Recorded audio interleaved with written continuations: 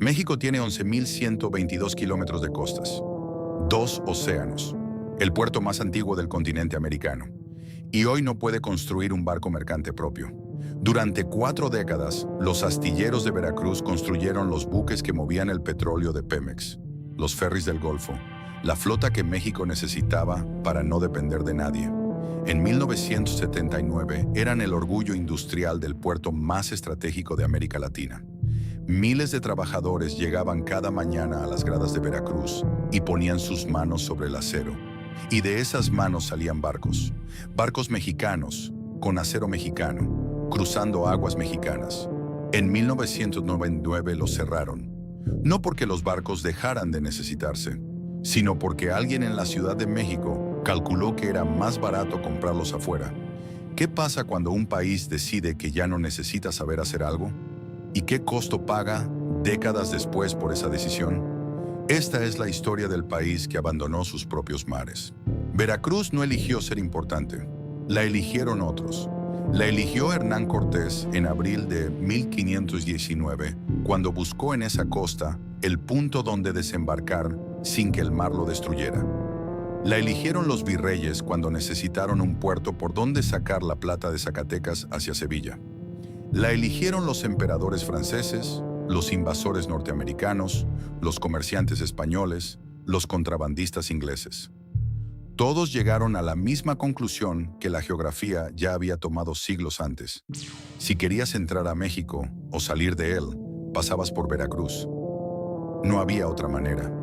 Esa condición, ser la puerta obligada de un país entero, moldeó a la ciudad de una manera que ninguna otra ciudad mexicana conoce de igual forma.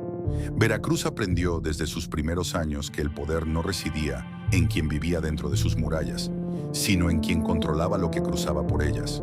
Las mercancías, los ejércitos, las ideas, el dinero. Todo llegaba primero aquí antes de llegar a cualquier otro lugar de México. Y esa posición, que debería haber sido una fuente permanente de riqueza y de poder propio, se convirtió repetidamente en una vulnerabilidad, porque quien controla la puerta puede también cerrarla. En 1838 la Armada francesa bloqueó el puerto y bombardeó el castillo de San Juan de Ulúa en lo que la historia registró, con una ironía involuntaria, como la Guerra de los Pasteles. En 1847 las tropas de Winfield Scott desembarcaron en las playas de Veracruz en el primer gran asalto anfibio de la historia militar norteamericana, y desde ahí marcharon hasta tomar la Ciudad de México. En 1914, la Marina de Estados Unidos ocupó el puerto durante 7 meses, en una intervención que el presidente Woodrow Wilson ordenó con la justificación de un incidente diplomático menor y que dejó cerca de 200 mexicanos muertos. 3 intervenciones armadas extranjeras en menos de 80 años. Todas por el mismo puerto. Todas porque el mundo entendía, mejor que México mismo, lo que Veracruz valía. Lo que ninguna de esas potencias extranjeras construyó, lo que dejaron intacto cada vez que se fueron, fue una industria. Veracruz era usada, no desarrollada. Era un punto de paso, no un centro de producción. Sus muelles cargaban y descargaban lo que otros fabricaban.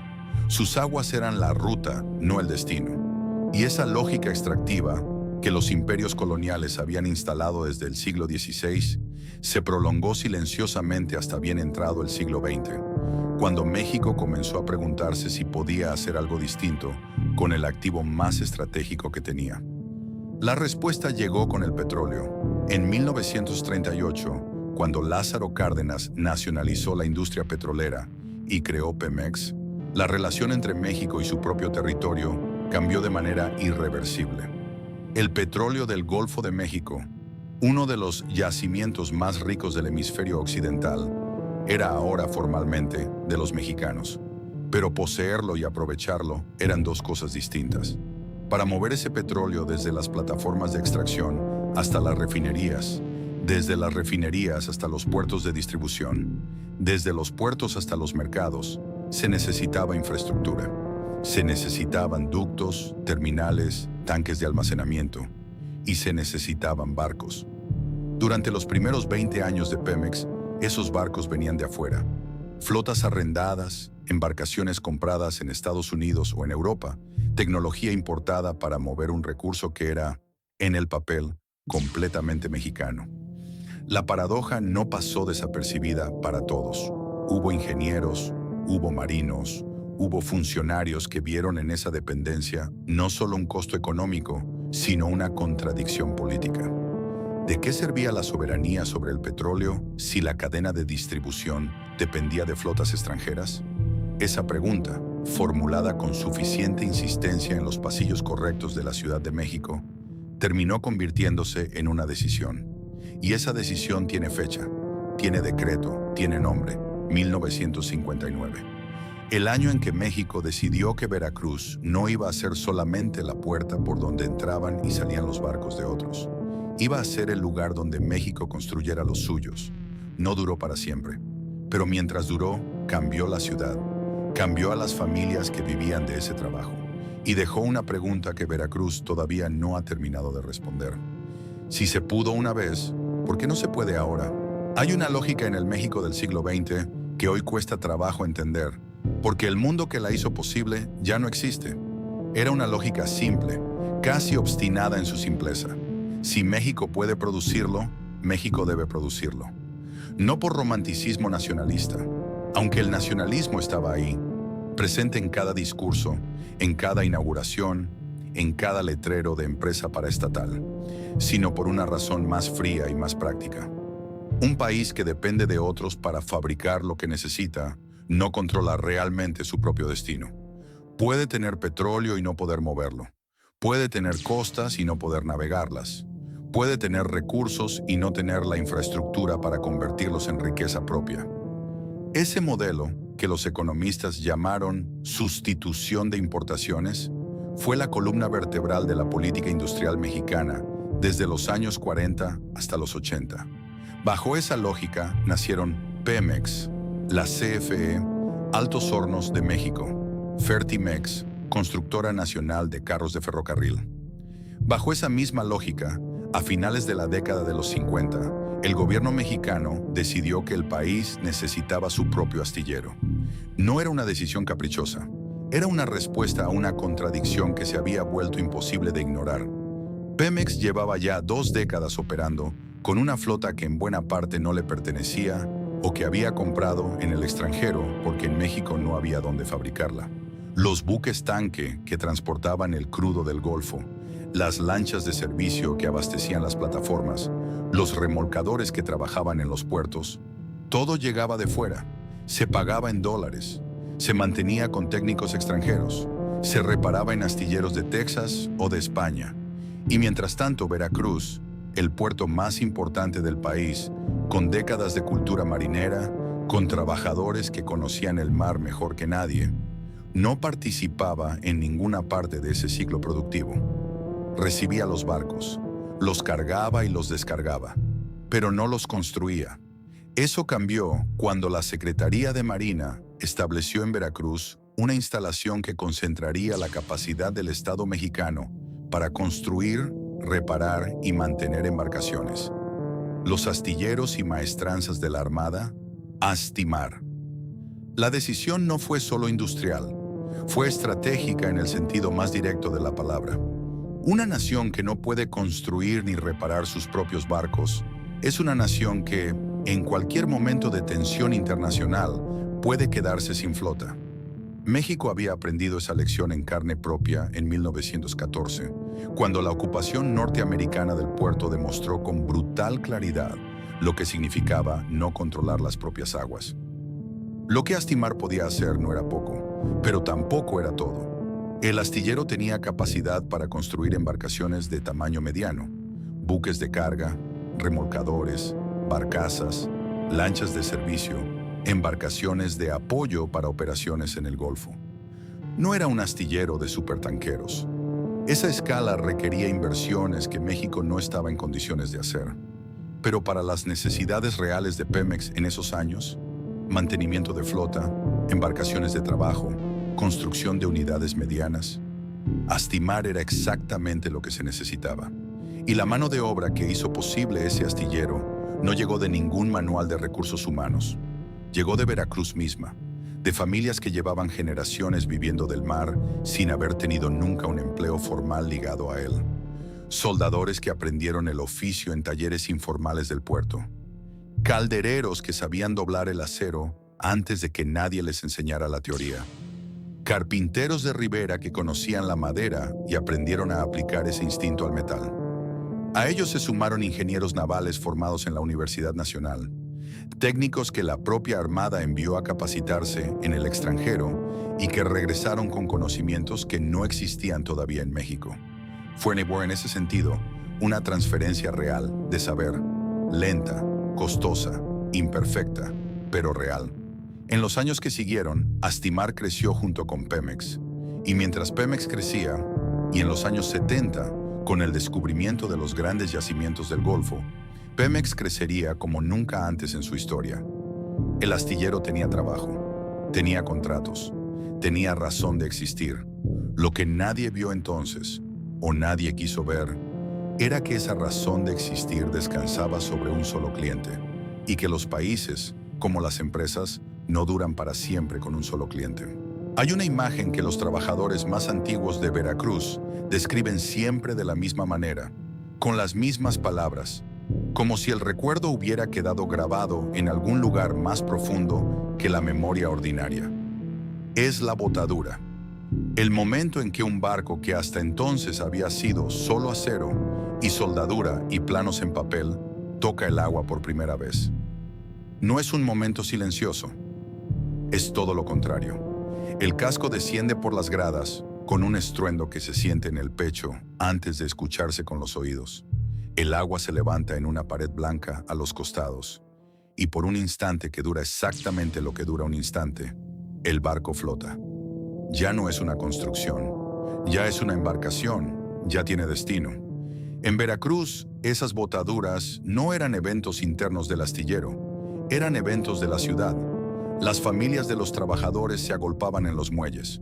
Los niños que habían visto a sus padres salir cada mañana hacia las gradas de Astimar durante meses, a veces años, según el tipo de embarcación, veían ahora el resultado de ese trabajo tocar el Golfo de México. Los periódicos locales lo cubrían. Las autoridades portuarias asistían. Y sobre la proa de cada barco nuevo, pintado con la claridad suficiente para leerse desde la orilla, había un nombre. Un nombre mexicano, puesto por manos mexicanas, a una embarcación que iba a trabajar en aguas mexicanas. Ese detalle, el nombre en la proa, no es un detalle menor. Es el símbolo más preciso de lo que Astimar representaba en sus años de mayor actividad. La posibilidad concreta de que México no solo poseyera sus recursos, sino que tuviera la capacidad industrial de usarlos con sus propias herramientas. El motor de esa actividad era Pemex, y en los años 70, Pemex era una fuerza de la naturaleza. El descubrimiento del yacimiento de Cantarell en 1976, uno de los campos petroleros más grandes del mundo, localizado en las aguas someras de la sonda de Campeche, transformó la escala de lo que México pensaba que podía hacer. Las reservas probadas del país se multiplicaron. La producción diaria creció a ritmos que nadie había anticipado. Para finales de la década, México exportaba petróleo con una velocidad que convertía cada barril en argumento político y en promesa económica. El presidente López Portillo habló de administrar la abundancia U-201D. Los planificadores del gobierno calculaban décadas de crecimiento sostenido. Y Pemex, en el centro de todo eso, necesitaba embarcaciones. Más embarcaciones, más grandes, más capaces, más rápido. Astimar no podía satisfacer toda esa demanda. Nadie esperaba que pudiera, pero sí podía satisfacer una parte real y concreta de ella.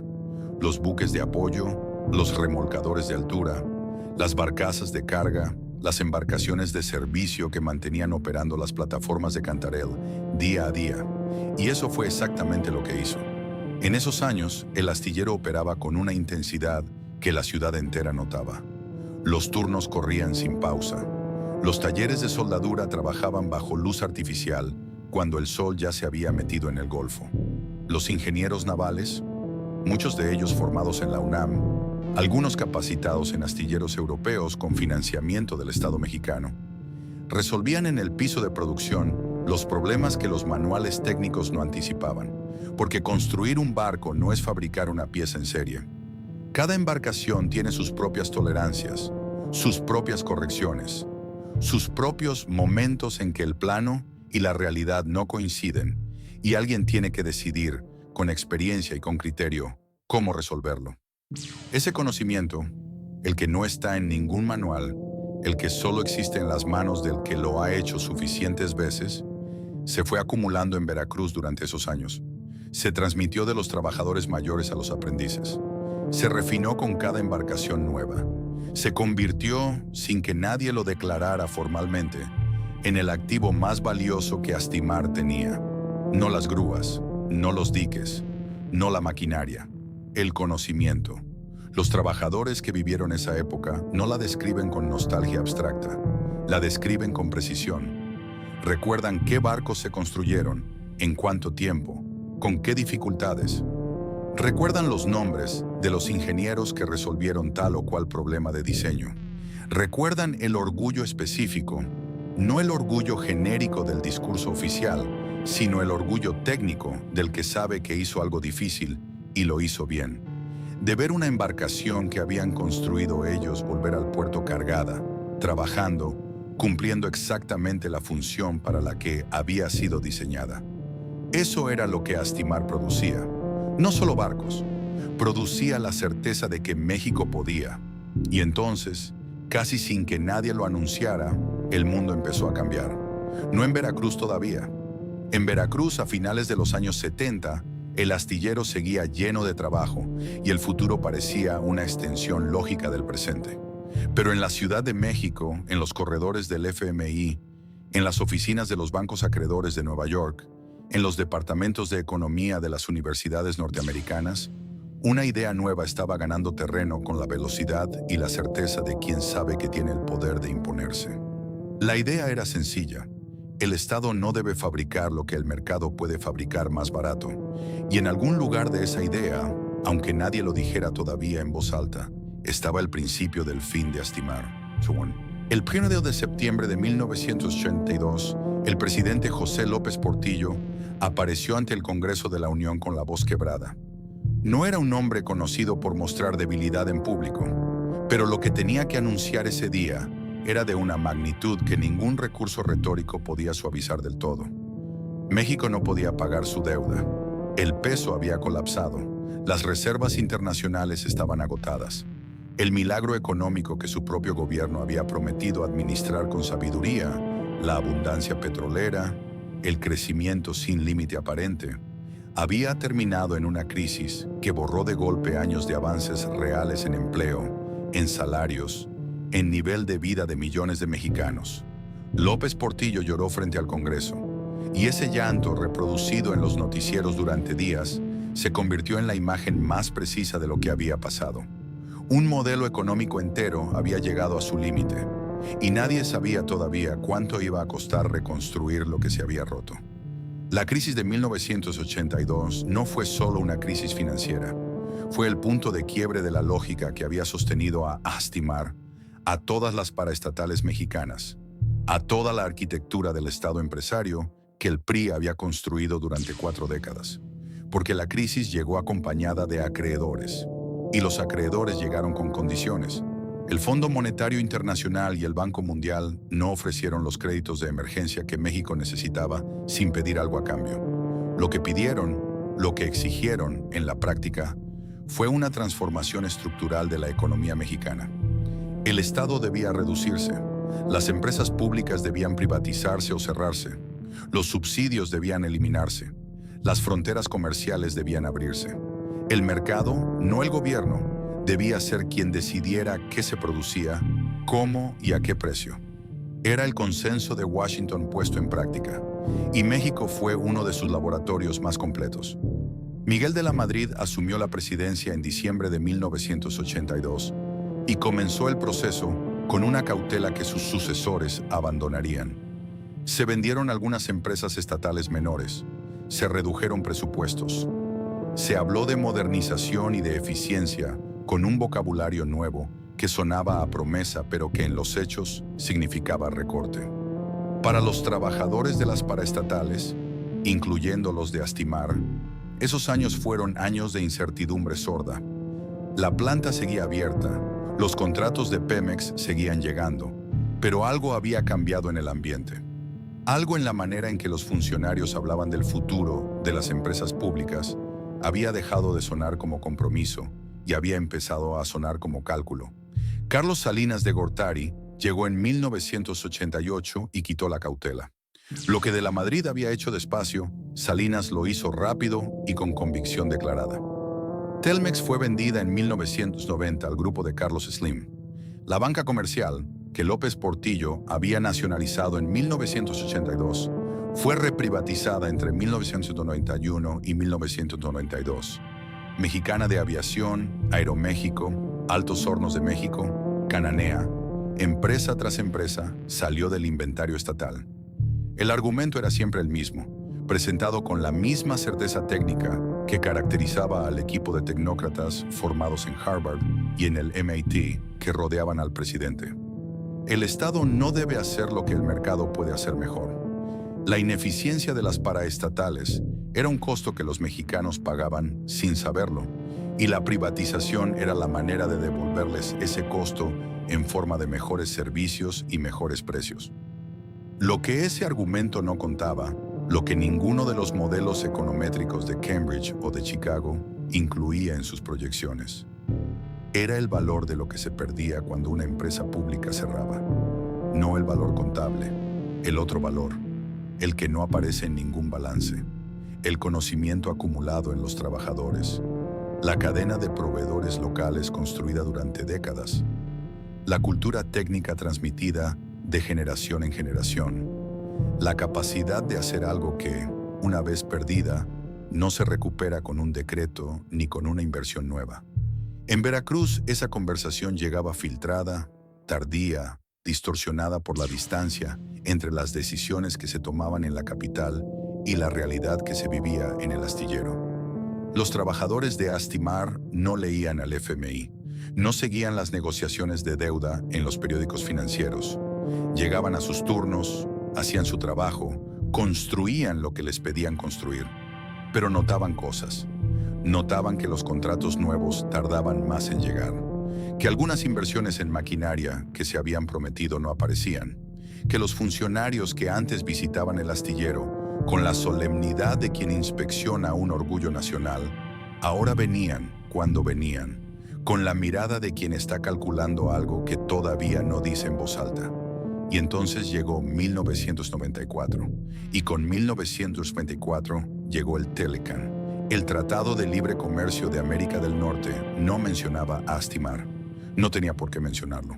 Pero lo que el tratado hacía, abrir las fronteras comerciales de México a los productos y servicios de Estados Unidos y Canadá sin aranceles, tenía consecuencias directas y específicas para cualquier industria mexicana que tuviera que competir en precio con productores extranjeros.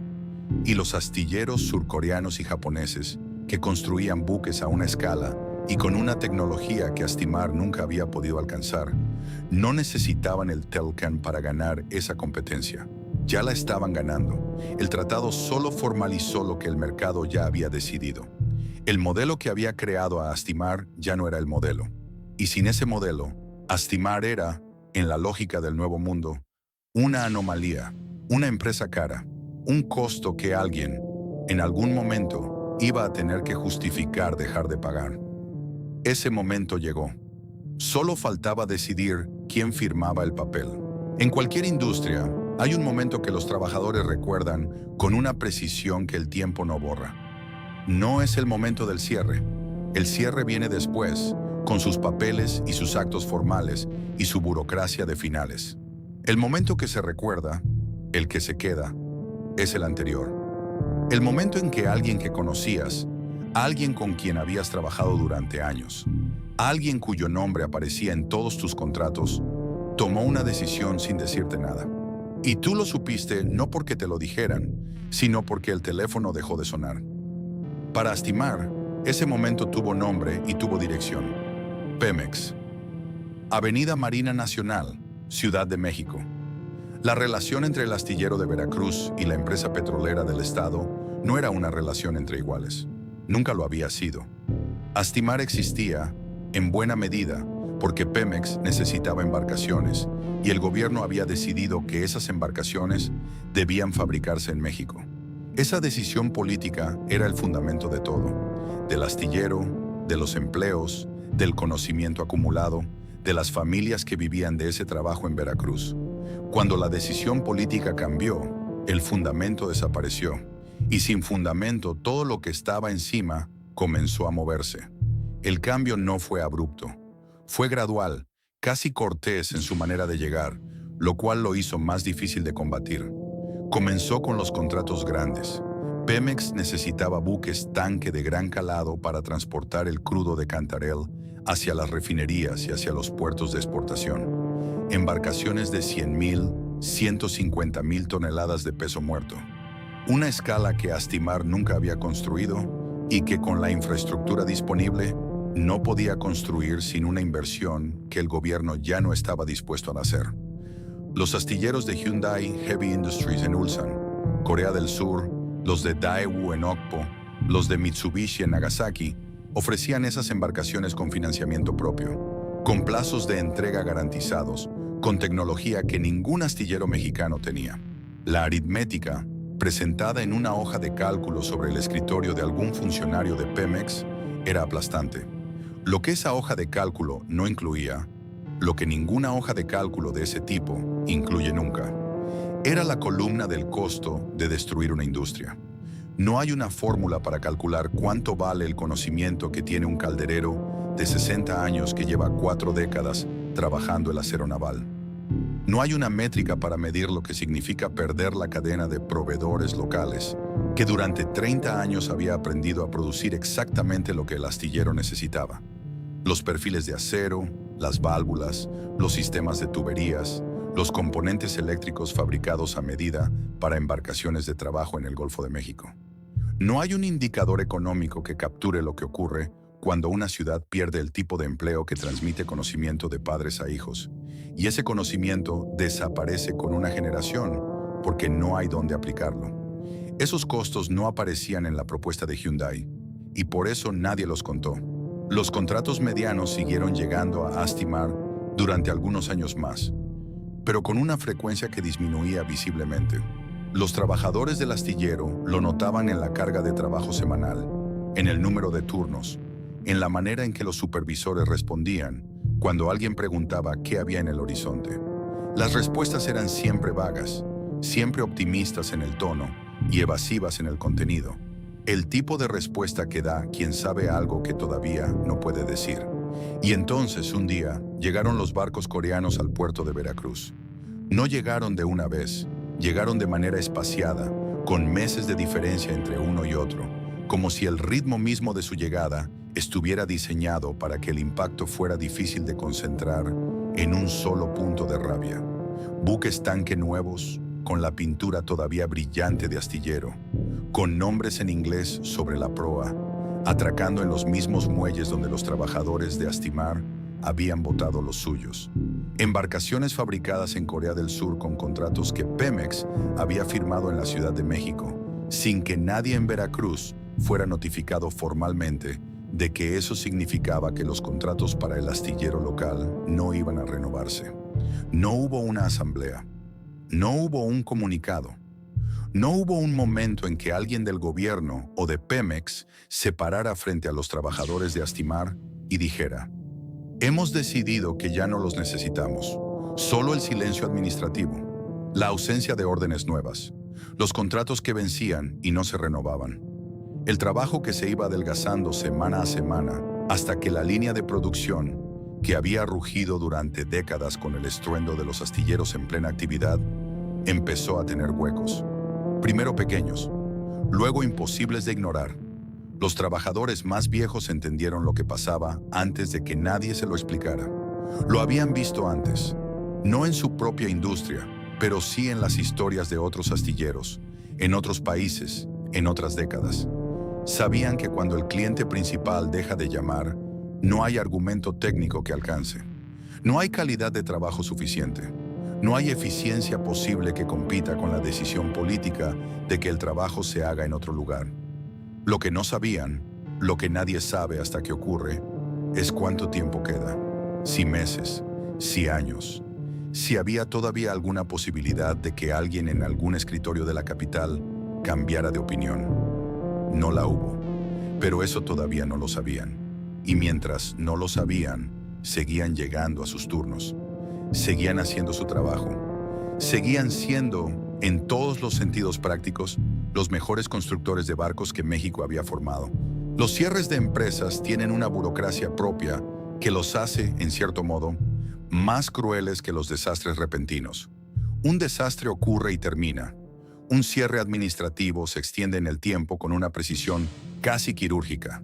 Primero los avisos, luego las negociaciones, luego los acuerdos que nunca son exactamente lo que nadie quería, luego los finiquitos, luego el día en que por última vez se pasa la credencial por el lector de la entrada y la luz verde se enciende por última vez y uno sabe, aunque nadie lo diga, que esa luz no va a volver a encenderse para uno nunca más. Astimar cerró en 1999, pero el cierre había empezado mucho antes. El proceso formal de liquidación del astillero fue parte de una ola más amplia de desincorporaciones que el gobierno federal ejecutó durante los años 90 bajo la lógica que el capítulo anterior dejó establecida. El Estado no debe operar lo que el mercado puede operar. En el caso de Astimar, el argumento específico era que la Secretaría de Marina no tenía por qué administrar un astillero comercial, que esa función podía y debía transferirse al sector privado, que los recursos destinados al astillero podían usarse mejor en las funciones esenciales de la Armada. El argumento era técnicamente coherente dentro de su propio marco. Lo que no decía, lo que ese marco nunca dice, es qué pasa cuando el sector privado no aparece, cuando no hay ningún inversionista mexicano dispuesto a tomar el activo y mantenerlo operando con la escala y el tipo de producción que el astillero requería. Cuando la lógica del mercado, aplicada a una industria que nunca fue rentable por sí sola, sino estratégicamente necesaria, simplemente no produce el resultado que la teoría promete. Nadie apareció. Las negociaciones con el sindicato del astillero fueron largas y ásperas. Los trabajadores sabían que el cierre era inevitable. Las señales llevaban años acumulándose. Pero eso no hacía más fácil negociar los términos de su propia liquidación. Lo que estaba en juego no era solo el dinero de los finiquitos, aunque el dinero importaba y las cifras nunca eran suficientes para compensar décadas de trabajo. Lo que estaba en juego era algo más difícil de poner en una tabla de negociación. El reconocimiento de que lo que se destruía no era solo una fuente de empleo, sino un activo nacional que no iba a reemplazarse. Ese reconocimiento nunca llegó de manera formal. Las actas de las negociaciones hablan de montos, de plazos, de condiciones de liquidación. No hablan de lo que se pierde cuando cierra un astillero. Eso no tenía columna en ningún documento oficial. Los números de la liquidación reflejan la escala de lo que se desmanteló. En su punto de mayor actividad, Astimar había empleado a más de 2,000 trabajadores directos, sin contar la cadena de proveedores y servicios que dependía indirectamente del astillero. Ingenieros navales, soldadores de estructura, caldereros, electricistas de embarcaciones, pintores de casco, operadores de grúa, técnicos de sistemas de propulsión, especialidades que habían tardado décadas en formarse en Veracruz y que, una vez dispersadas, no tenían a dónde ir. México no tenía otra industria naval que las absorbiera. No había un segundo astillero esperando contratar a quien el primero soltara. Lo que les pasó a esos trabajadores no fue uniforme ni dramático en un solo punto. Fue la dispersión silenciosa de quien no tiene alternativa clara. Algunos encontraron empleo en el puerto, en las operaciones de carga y descarga, que no requerían sus habilidades específicas, pero que al menos pagaban. Algunos emigraron, hacia Tampico, hacia Coatzacoalcos, hacia el Golfo en general, buscando cualquier trabajo relacionado con el mar o con la industria que les diera uso a lo que sabían. Algunos se fueron a la construcción civil, aplicando el conocimiento del acero estructural en edificios que nunca iban a flotar. Y algunos, los más cercanos al retiro, los que habían entrado al astillero en los años 60 y 70, Simplemente pararon. Se llevaron a casa lo que sabían y lo guardaron ahí, sin que hubiera nadie a quien transmitírselo. Eso fue lo más costoso. No los finiquitos, no las instalaciones abandonadas, la pérdida del conocimiento que no alcanzó a pasar a la siguiente generación. El último barco que salió de Astimar no tuvo botadura pública, no hubo familias en los muelles, no hubo fotógrafos de los periódicos locales. Salió como salen las últimas cosas en los cierres institucionales, con la discreción de lo que ya no tiene futuro que anunciar, con la parsimonia burocrática de quien está cumpliendo un trámite más en una lista larga de trámites. Nadie sabe exactamente qué embarcación fue la última en salir. No porque no exista el registro. En algún archivo de la Secretaría de Marina debe estar la fecha, el nombre del buque, el número de folio del contrato final, sino porque nadie en ese momento pensó que valiera la pena guardarlo como lo que era. El final de 40 años de historia industrial, el cierre de la única institución que había demostrado que México podía construir sus propios barcos. Los portones del astillero se cerraron, las grúas quedaron quietas, las gradas donde durante décadas los cascos de acero habían tomado forma bajo las manos de los mejores técnicos navales que México había formado, quedaron vacías bajo el sol del Golfo. Y en algún puerto de México, uno de esos barcos coreanos que Pemex había comprado años antes, atracó con su carga, cumplió su función y zarpó de regreso sin que nadie en el muelle recordara o supiera ya que hubo un tiempo en que ese trabajo lo hacían barcos construidos aquí. Hay una categoría de pérdida que no aparece en ningún indicador económico. No es la pérdida de empleos. Esa sí se mide, tiene estadísticas, genera titulares. No es la pérdida de infraestructura. Eso también se cuantifica. Aparece en los inventarios patrimoniales, puede en teoría reconstruirse con inversión suficiente. La pérdida que no tiene métrica es la otra. La pérdida de capacidad, la pérdida de saber hacer algo. El momento en que una nación cruza, sin anuncio ni ceremonia, la línea que separa a los países que pueden de los países que ya no pueden. México cruzó esa línea en materia naval en algún punto de los años 90. Y lo más revelador no es que la cruzara, es que apenas lo notó. Hoy, México importa la práctica totalidad de su flota comercial. Los buques que mueven el petróleo de Pemex, los ferries que conectan la península de Baja California con el continente, las embarcaciones de apoyo que operan en las plataformas del Golfo, ninguna de ellas fue construida en México. Vienen de Corea del Sur, de Japón, de China, de astilleros europeos. Llegan al país terminadas, listas para operar, con tecnología y con componentes que ningún taller mexicano fabricó y que ningún ingeniero naval mexicano diseñó. México las recibe, las opera y cuando se rompen, porque todo se rompe, tiene que decidir dónde repararlas. Y esa decisión tiene un costo que los funcionarios de Pemex conocen bien, pero que rara vez aparece en los debates públicos sobre política industrial.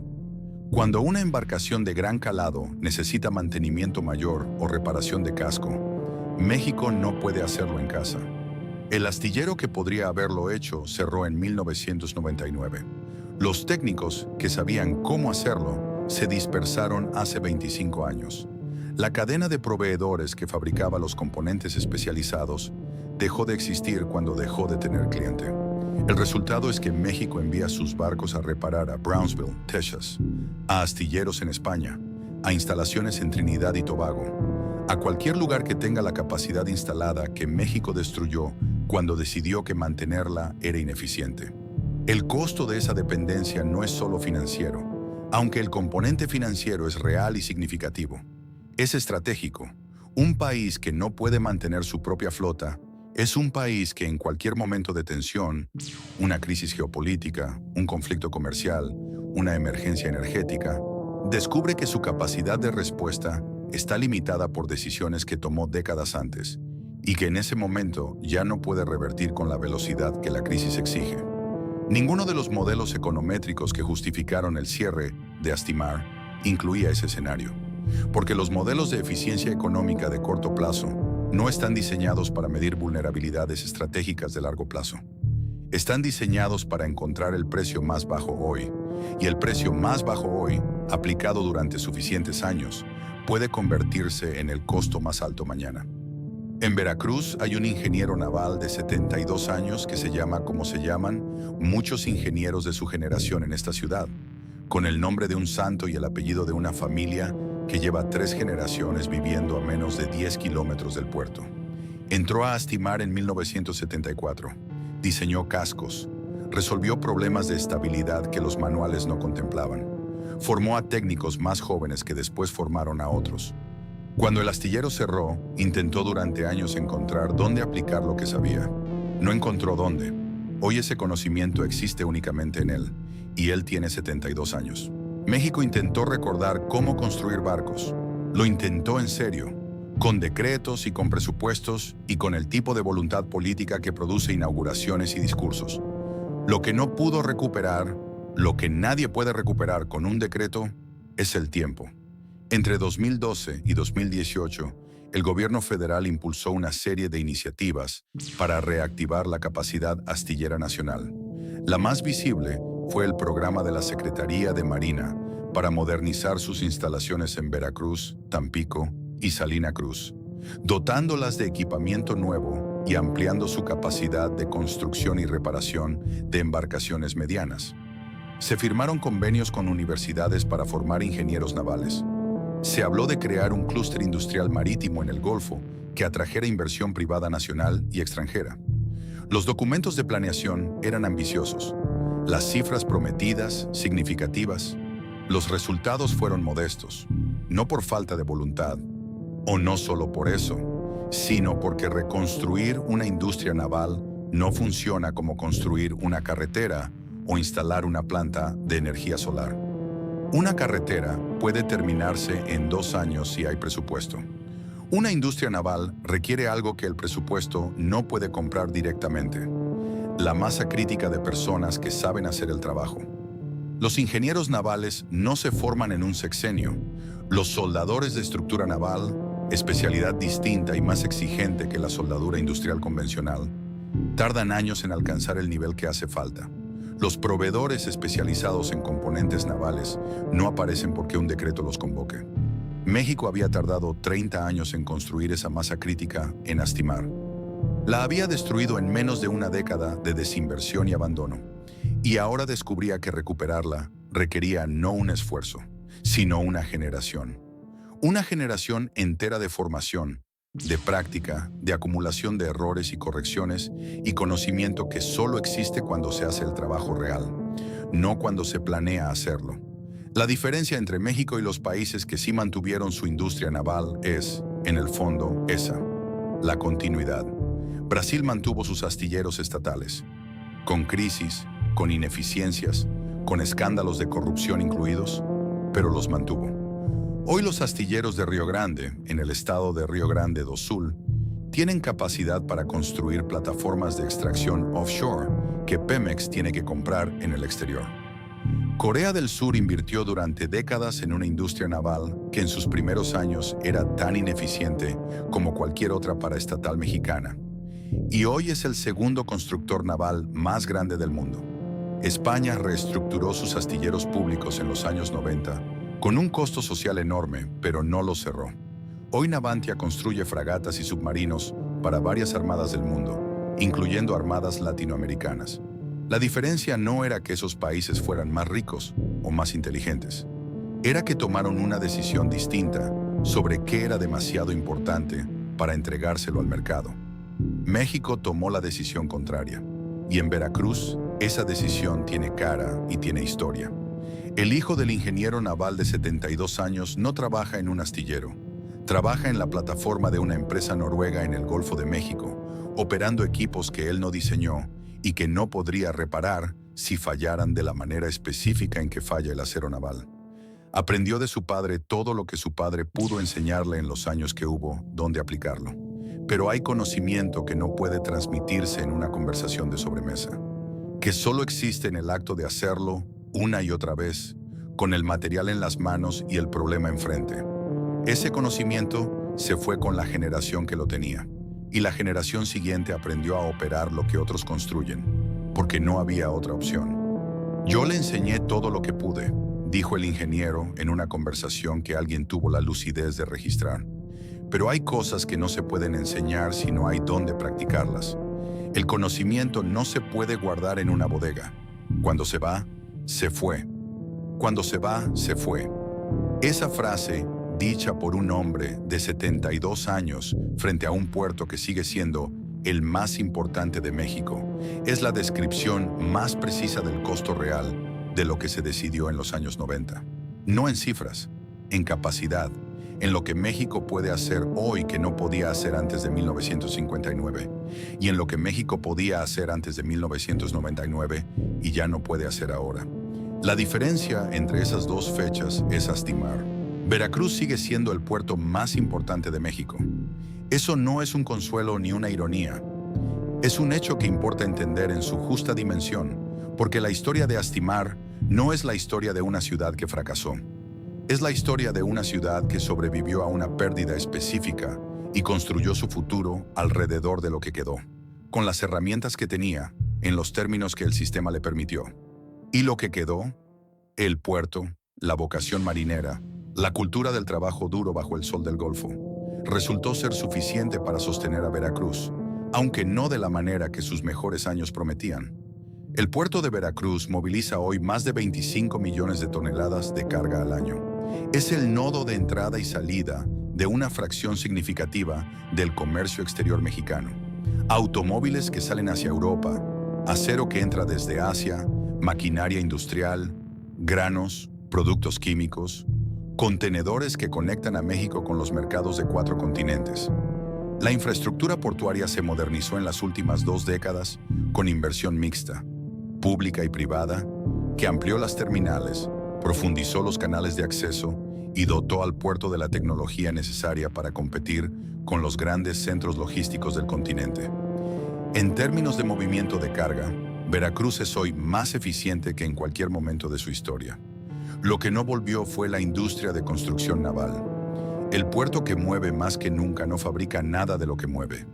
Los barcos que atracan en sus muelles, portacontenedores de bandera panameña, graneleros de propiedad griega, buques tanque con contratos de Pemex firmados en oficinas de la Ciudad de México con astilleros de Seúl o de Shanghái, son tratados, cargados, descargados y despachados con una eficiencia que cualquier administrador portuario del mundo envidiaría.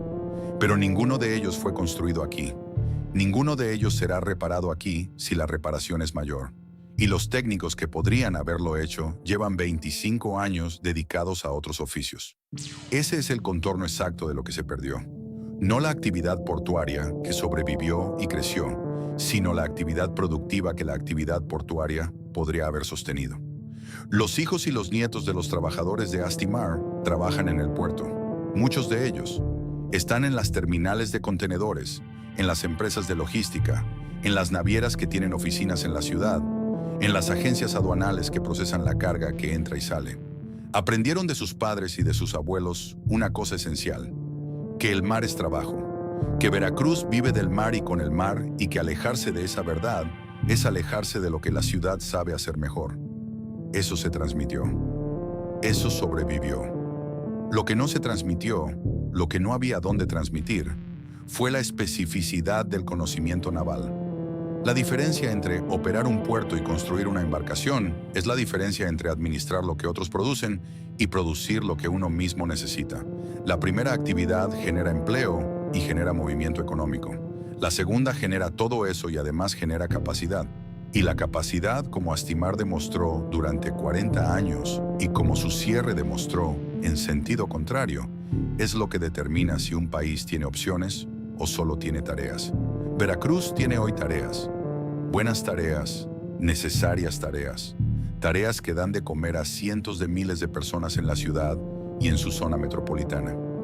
Pero las opciones, la posibilidad de decidir no solo cómo se opera el puerto, sino cómo se construye y se mantiene la flota que lo usa.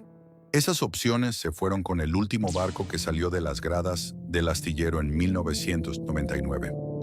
Hay en la ciudad una conciencia de esa pérdida que no siempre se articula en esos términos, pero que aparece en las conversaciones de quienes vivieron los dos momentos, el de la planta llena y el de los portones cerrados. Aparece en la manera en que los trabajadores más viejos del puerto hablan de lo que había antes, en la precisión con que recuerdan no solo el trabajo, sino lo que el trabajo representaba.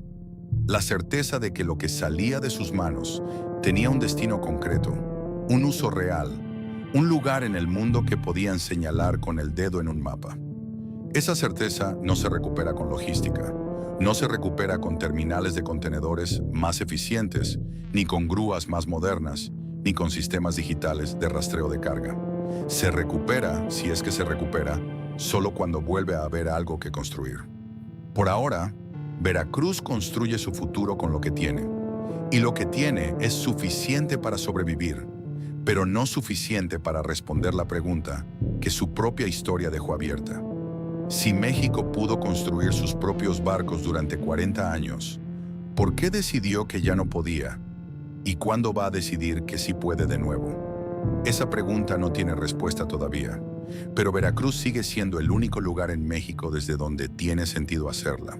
El mar no espera, nunca ha esperado. Las olas llegan con la misma indiferencia ante los imperios que ante las repúblicas, ante los astilleros llenos que ante los portones cerrados, ante los países que saben construir barcos y ante los que olvidaron cómo hacerlo. El Golfo de México no registró el cierre de Astimar, no modificó sus corrientes ni cambió sus mareas el día que las grúas del astillero quedaron quietas. Siguió siendo lo que siempre fue, el recurso más estratégico que México tiene y el más silenciosamente abandonado. La pregunta que abre este capítulo no es retórica. Es la pregunta más concreta que puede hacerse sobre lo que esta historia significa. ¿De quién son los mares? En el papel, la respuesta es clara. La Constitución mexicana establece que la zona económica exclusiva del país, las 200 millas náuticas a partir de sus costas, es patrimonio de la nación. El petróleo que yace bajo el fondo del Golfo es de México. Los recursos pesqueros, los minerales, las rutas comerciales que atraviesan esas aguas, todo eso pertenece formalmente a los mexicanos. Nadie disputa esa propiedad legal. Lo que la Constitución no puede establecer por decreto es la capacidad de ejercerla.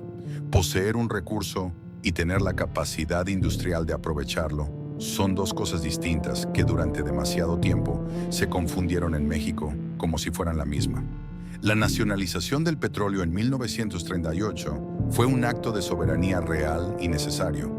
Pero la soberanía sobre el petróleo nunca fue completa mientras los barcos que lo transportaban, las plataformas que lo extraían y los astilleros que mantenían esa infraestructura dependieran de tecnología y de capital extranjeros. Astimar fue el intento más serio que México hizo de cerrar esa brecha en el sector naval. Y cuando Astimar cerró, la brecha no desapareció.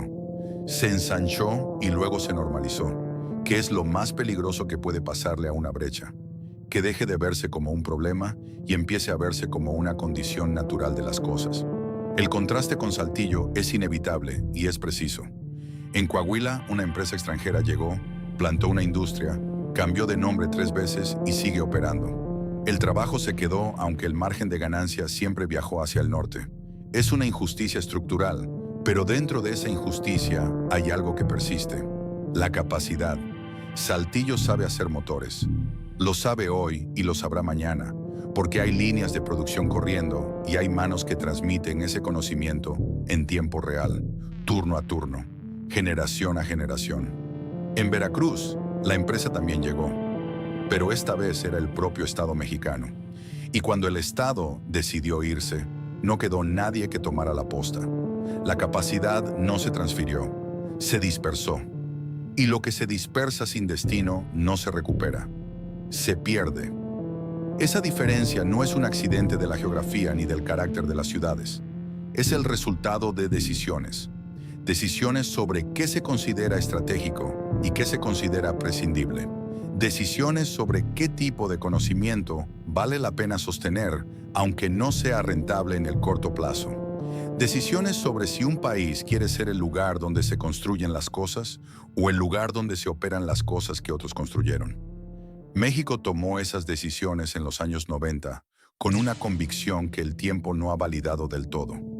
La promesa era que el libre mercado asignaría los recursos mejor que el Estado, que la eficiencia de corto plazo se traduciría en prosperidad de largo plazo, que lo que México dejara de producir lo importaría más barato de quien lo produjera mejor. Esa promesa se cumplió de manera parcial y desigual.